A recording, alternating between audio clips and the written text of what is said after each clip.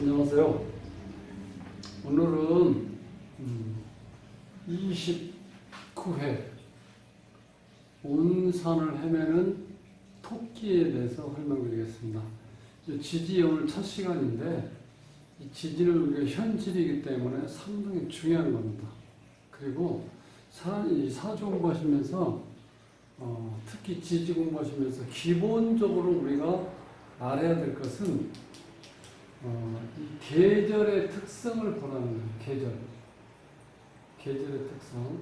그러니까 묘월의 계절의 특성, 혹은 이 토끼의 동물의 특징은 무엇인지, 그 다음에 이 토끼가 활동하는 시간대, 요거를 공통적으로 알고 계시면 사주 통변하는 것, 누군가한테 사주를 설명하는데 상당히 도움이 됩니다. 그래서 이 중요한 거는 사주는 이 계절을 하기 때문에 이 계절의 흐름을 잘 보시면 사주는 생각보다 쉽습니다. 그래서 사주 공부는 어렵게 생각하면 한없이 어렵습니다. 몇 년을 해도 안 돼요. 쉽게 생각하면은 또 간단하게 할 수 있습니다. 제가 이제 사주를 제 사주를 공부하기 위해서 한 11번인가 이렇게 그때그때 이렇게 상황에 따라서 이제 봤는데, 가장 쉽게 설명하신 분이 77살 먹은 할머니였어요. 근데 그 할머니를 제가 그 옆에서 공사를 하고 있었기 때문에 자주 만나서 이렇게 얘기를 해봤는데, 한자라든가 기타 뭐 이 공부에 대해서, 소위 이제 이론에 대해서 그렇게 많이 공부하시는 분이 아니에요. 조그만 암자에 공양주 보살로 계시면서 주지 스님한테 자연의 흐름을 이렇게 깨우치는 게 중요하다는 것을, 자, 시간을 가지고 천천히 살펴보므로 인해서 자연은 순간순간 변화가 있구나, 그걸 깨달으신 분이에요. 그래서 사주를 너무 쉽게 이렇게 설명해줘요. 어려운 말 하나도 안 써요. 그래서 보시면, 자, 온 산을 헤매는 토끼라는 건 이건 계절적인 특징이죠. 특히 이제 계절은 봄이고 헤맨다는 건 이 동물의 특성이에요. 그러니까 이 토끼라는 거는 우리가 지금 집에서 기르는 집토끼를 보시면 안 돼. 그러니까 사주 공부하시면서 그 2000년 전에 자연의 모습을 보시고 일단 사주를 이렇게 해석하셔야 돼. 그런데 2000년 전에는 어떻게 돼요? 토끼가 집에서 토끼를 이렇게 기르는 게 별로 없었잖아요. 산토끼. 제가 어렸을 때도 눈이 하얗게 내리면 동네 형들하고 아저씨들 따라서 토끼몰이 가요. 겨울에. 그렇게 해서 토끼를 잡거든요. 그러니까 집에서 이렇게 키웠던 경우는 많지는 않았던 것 같아요. 이 토끼가 온 산을 헤맨다는 거는 그 묘월이 되면은 나뭇잎에서, 나무에서 이게 아주 작게 이렇게 조그맣게 해내요. 자, 토끼가 요걸 뜯어먹기 위해서 이 산 저 산 온 산을 헤매는 거예요. 그 토끼는 어떻게 돼? 바쁘죠. 토끼 자체가. 그래서 이 토끼를 딱 보시면, 자, 봄에, 계절의 특성은 봄에, 동물은 토끼 밥을 먹기 위해서 온 산을 헤맨다는 거예요. 그러니까 부지런하겠죠. 이건 부지런하다 이렇게 나오죠. 그리고 이때 이 계절의 특성은 봄바람이 불 때죠. 그래서 이 쌀쌀할 때입니다. 그래서 토끼띠가 생각보다 좀 쌀쌀맞아요. 네, 굉장히 쌀쌀맞습니다. 그 이유 중 하나는 이 자체가 이게 또 현심살이라는, 현심살. 현심살 배우셨죠? 자, 이 끝이 이렇게 뾰족하죠? 그러니까 날카롭고 뭔가 냉정하고 정확하고 침착하고 예리하고 그런 현침살도 가지기 때문에 어떤 쌀쌀한 걸 느낀다는 거예요. 토끼띠라든가 이 사주에 토끼가 묘가 있으면 쌀쌀맞다 이렇게 보시면 돼요. 그리고 일단 바쁘다. 또 서두른다. 왜? 자, 여기서 토끼 풀을 뜯고 또 다른 데로 옮겨야 되기 때문에 항상 어떻게 서두르는 거예요. 자, 이거에 반대되는 건 이제 닭이죠. 자, 이 가을 들판에 있는 닭을 보시면 상당히 여유가 있습니다. 근데 그 봄에 이제 추위가 가시면서 쌀쌀한 봄날씨가 이어질 때 산과 들에는 나뭇잎이 피기 시작하죠. 그때 조그맣게 피어나는 그때이기 때문에 어때요? 자, 배불리 먹지 못하니까 토끼가 이산저산 이렇게 헤매는 거예요. 자, 그래서 토끼의 특징을 보면은 서두른다, 바쁘다. 자, 이거를 농경사의 바쁜 보물 현상 하시면 돼요. 요거는 봄인자죠, 봄. 인묘진에서 인묘진 이렇게. 이것이 봄이죠. 초봄, 중봄, 늦봄 이렇게 되죠. 자, 이때니까 파릇파릇하게 싹이 막 돋아날 때니까 토끼가 이 밥을 얻어먹기 위해서 이렇게 온 산을 헤맨다는 거예요. 그래서 이런 거를 활동하는 시간대는 어떻게 돼? 주로 6시 전. 그때 이제 활동을 하는 거죠. 일단 밥을 먹기 위해서 그때 막 움직이는 거예요, 토끼가. 자연의 모습을 보면 이렇게 새싹이 이렇게 튀어나와요. 이때는. 그 토끼는 귀가 이렇게 쫑긋 세고 다니죠. 그래서 안테나 역할을 한다는 거예요. 자, 토끼띠나 사주에 묘가 있는 사람들은 뭔가 주위의 정보를 이렇게 수집해서 전달할 수 있는 그런 선천적인 어떤 뛰어난 감각을 가지고 있어요. 꾸미고 장식한다.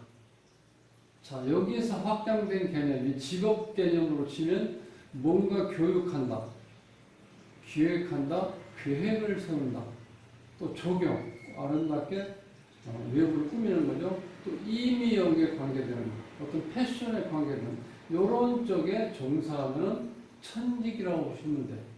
토끼가 발달된, 묘가 발달된 사람들이요. 그래서 이 묘월이 되면은 1월까지만 해도 커튼을 치고 창문을 꽉 닫아놓고 테이프 발라가지고 바람이 안 들어오게 했잖아요. 근데 이제 묘월이 되면 이때 창문을 활짝 제끼고 커튼도 빨고 집안의 환기를 통풍을 시키죠. 그런 의미에서 확장 개념이 뭐냐? 아, 회사에서는 이제 인사이동이 있겠구나. 묘월에. 그렇게 연관시켜서 생각하시면 토끼묘에서 어떤 전체적인 흐름이 많이 떠오르죠. 그래서 통풍, 환기, 이사철, 이런 개념이 다 같이 연결된다는 거예요. 그래서 특히 이제 묘대운이 지나면, 묘대운에 왔던 묘대운을 걸쳐 있으면, 이때는 토끼가 많은 운상을 헤매는 거죠. 그러니까 이렇게 헤매는데 자주 움직이는 이 역마성을 움직이는 역마성을 가지고 있기 때문에 어느 한 군데에 머물러 있으면 어떻게 돼요? 사람도 직장을 다닌다. 아니면 어떤 공장에서 하루 종일 일한다. 그런 사람들은 어떻게 돼요? 결혼을 할 때 대부분이 소개로 결혼해요. 즉, 중매 결혼을 한다는 뜻이야. 그런데 토끼는 한 영적 역마성을 가지고 많이 움직일 때죠. 그러니까 거기서 또 짝을 만나는 거야. 그래서 묘대운에 있는 사람들은 연애 결혼할 가능성이 높다. 이렇게. 연애 결혼. 또 사람이 왔을 때 당신 일단 이사중에 눈앞에 와 있는데 혹시 그런 정보 받은 적 없나? 이렇게 물어볼 수도 있어요. 이동수. 인사이동인 이동수. 그래서 이 묘대운에 묘의 작용이 약간 흉하게 작용할 때는 지방이나 어디 이렇게 좌천되는 인사이동이 있을 수 있어요. 이렇게. 그래서 중요한 거는 계절의 특성을 꼭 보시라.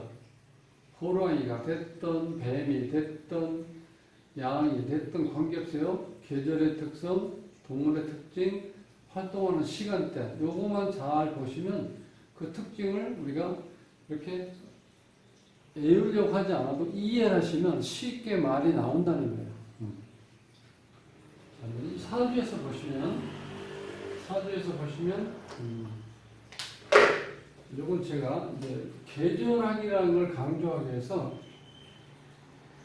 이 월지에 묘가 있는 경우를 이렇게 한번 뽑아봤어요. 자, 월지에 묘가 있다는 건 이 사람은 묘월에 태어났다는 거예요.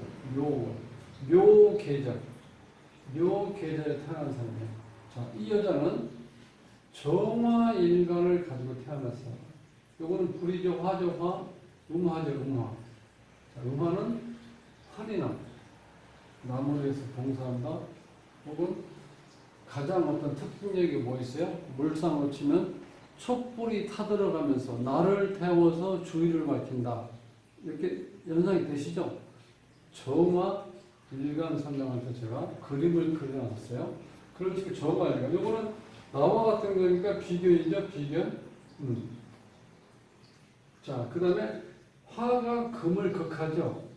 자, 이거 우리가 편제라고 해요. 근데 아직까지도 이 육친이 좀 어설플 겁니다. 육친만 빨리 깨달으면 어떻게 돼요? 사지공부 반은 하신 거야. 그 다음에 이 토는 화생토가 되죠. 내가 생해주죠. 요거는 음양이 같으니까 식신. 자, 요거는 수가 나를 극하죠. 음양이 다르죠. 우리가 정관. 자, 이렇게 본다는 거예요. 그 다음에 요거는 목이니까 목생화죠. 즉 나를 상대편이 나를 생해주죠. 이것이 이제 음양이 같으니까 편인. 이거죠. 그 다음에 기토는 똑같죠. 식신. 해는 같죠. 정관. 자, 이런 구조로 되어 있어요. 자, 그럼 먼저 일단 오늘은 이 토끼 묘에 집중적으로 공부할 건데 묘월에 태어났다는 거예요. 묘월에 태어난 정화. 자, 이 묘 목의 기운을 내가 생을 받죠. 그래서 내가 힘이 강해진다 이렇게 보시면 돼요. 묘월에 태어났으니까 내 힘이 강해진다. 자, 그 다음에 두 번째도 또 정화일간이에요. 정화일간. 마찬가지죠? 묘월에 태어났어요. 자, 그러면 지난 시간에 한번 걸쳐갔는데 충이라는 걸 다시 한번 볼까요? 충? 묘유충, 묘유충 이렇게 있죠? 양쪽에서 충을 갖고 있죠? 그래서 묘가 닫히는 형상이 오죠. 묘가 깨져 있죠. 나는 목인데 상대편은 금이죠. 금이 나를 극을 해요. 이 금이 나를 극을 해요. 그죠? 이 사주 특징은 금이 많죠. 하나, 둘, 셋, 넷. 이 사주에서 금은 뭐예요? 육신으로? 내가 극하는 거죠. 상대편을. 그러니까 이것이 편제가 되죠. 편제. 제가 이렇게 많아. 자, 그러면 내 힘이 자연적으로 힘이 많이 빠지겠죠. 이렇게 제가 이렇게 많은 거를 제다신약이라고. 일단 만을 따요. 내가 몸이 약한 형태인데 제가 많아. 그러면 이 많은 돈을 내가 취할 수 있을까요? 취하기 좀 힘들죠. 자, 그 다음에 무토일간인데 묘월에 태어났어. 그러면 자, 무토일간 이건 토인데 나는 목이요. 묘는 그러니까 목국 토가 되겠죠. 이때 이걸 관이라고 해요. 관인데 음량이 다르죠. 이걸 정관. 정관의 형태 묘가. 중요한 거는 묘월에 태어난 무토가 즉 정관이 나를 극하는 거죠. 이 정관의 개념은 자 완전히 극하는 개념이라기보다는 나를 통제 제어해 준다는 거예요. 통제 제어. 남자사주에서 정관. 직장인데 어떻게 돼? 직장은 나를 제어해 주죠. 통제하고. 그 다음에 나의 인내성을 테스트하고. 그러니까 우리가 참고 견디고 뭔가 노력한다는 것은 나중에 보상을 해주죠. 어떤 모습으로 보상해 줍니까? 대리에서 과장으로 진급하고, 과장에서 차장, 차장에서 부장, 명예를 준다는 거예요. 그 사람이 참을성이 있어야 된다는 거예요. 자, 여기서 이런 개념으로 이제 공부를 해봤어요. 그래서 제가 이제 계속해서 12번을 우리가 지지 12개를 공부하는데 매번 제가 이걸 강조합니다. 계절의 특성. 봄에는 어떤 현상이 일어나는지 농경사에서 그 다음에 해당되는 동물의 특징이 뭐냐, 토끼의 특징은 뭐냐. 토끼는 또 요 인중이 없어. 인중이 짧은 사람들은요 성질이 급해요. 가만히 관상에서 나와요.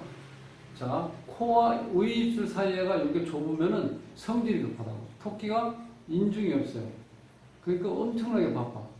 엄청나게 바쁘다 보니까 너무 자기 필요 이상의 에너지를 써버리죠.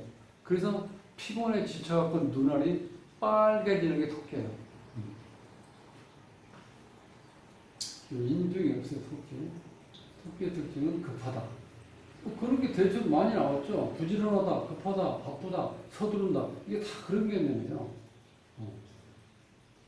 그 다음에 뭘 시작하는 단계니까 이게 그래서 기획이라든가 계획, 그 다음에 어떤 교육인다, 뭘 꾸민다, 이렇게 연상해서 우리가 확장해서 이렇게 생각을 해보시면 생각보다 어렵진 않습니다.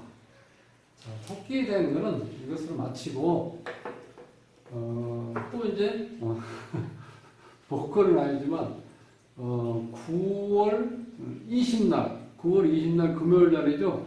금요일 날 강의할 지지를 뽑겠습니다. 금요일 날 강의할 지지는 드디어 봄을 지나 여름으로 온다고 가정했을 때 5화 말에 대해서, 말의 역동성에 대해서, 말 엉덩이의 그 섹시함에 대해서, 동물의 특성은 어떤 건지 그때 한 번 더 말에 대해서 정확하게 설명을 드리겠습니다. 자, 오늘 강의는 이것으로 마치겠습니다. 행복한 삶으로의 초대, 골라먹는 사주부패로 모십니다. 저는 돗자리 셈이었고요. 오늘 남은 시간도 행복하시고 다음에는 말을 몰고 오겠습니다. 감사합니다.